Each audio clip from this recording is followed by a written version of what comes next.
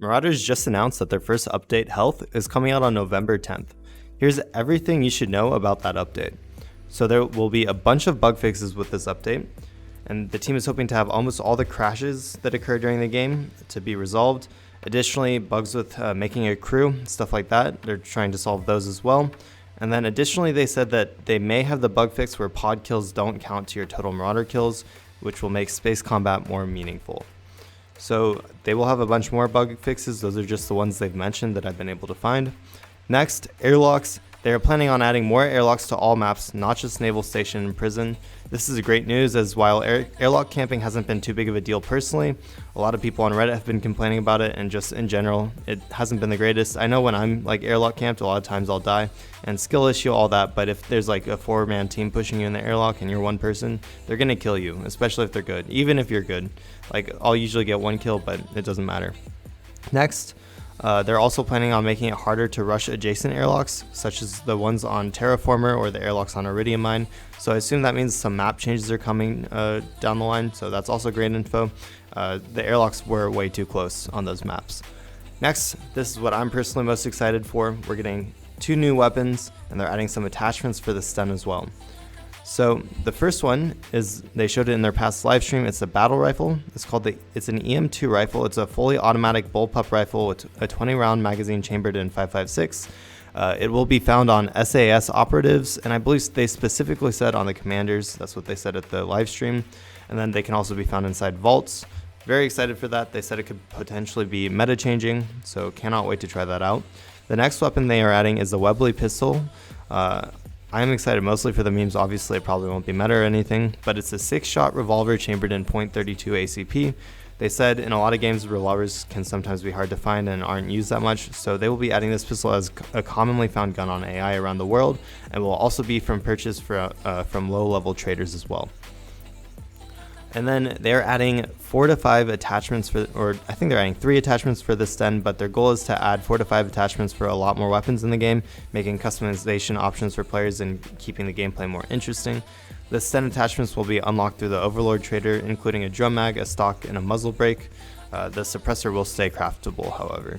This is something that I'm extremely excited for, as the stun in its current position is not really in the meta at all, and it's not used by many people, and other than like, poor people, stuff like that. So I'm hoping these changes will cause it to be used more. I'm really excited. I actually like the side picture on the stun a lot. It just sort of has a slow fire rate, making it hard to use.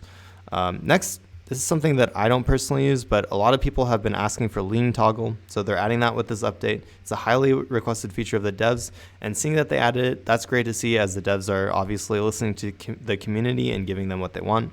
They will also be adding an FOV slider, which I definitely am excited to use. I love FOV sliders, they're great.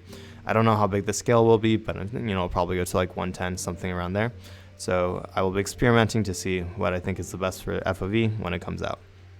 Next, for quests, this is huge. The merchant ship and capital ship spawn rates have been increased. This is amazing. Because these ships are needed for the 0 to hero quests, it's just amazing that we'll be able to go to these ships more.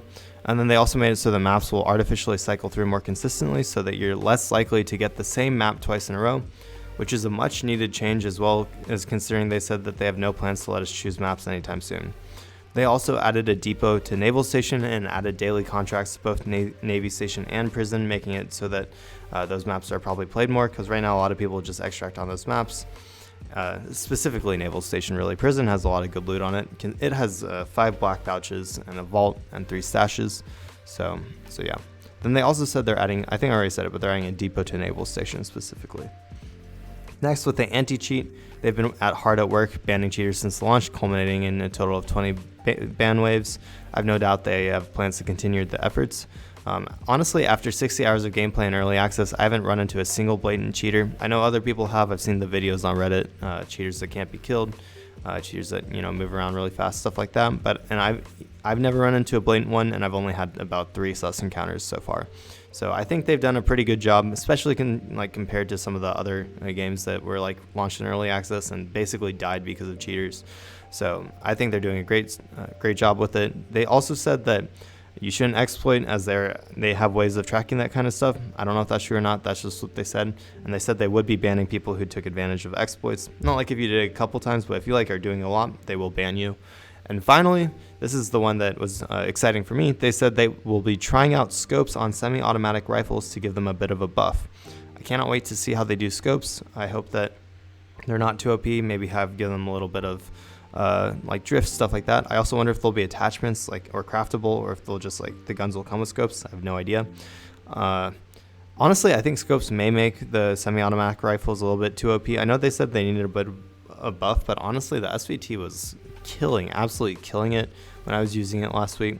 Same with the Johnson. The Johnson does really good. So I don't know. I think they didn't really need the buff, but we'll see. Some people really don't like iron sights. I don't really mind them.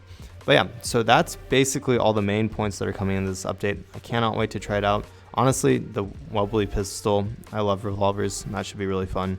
And yeah, it looks like a great update. I'm glad that they're listening to the community and not just adding whatever they want. I hope that they fix most of the bugs, because they've been an issue, and I think it's definitely hurting them on Steam. But other than that, it looks like a great update. So I'm excited to see what it has. And yeah, if you enjoyed this content, please consider leaving a like or subscribing. I really appreciate all the support I've had recently.